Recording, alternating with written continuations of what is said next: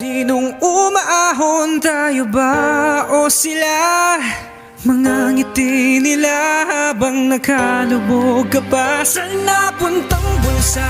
Pinaghirapan kong mga barya, minumulto na ng mga pangako nyo. Hoy, makinig kayo.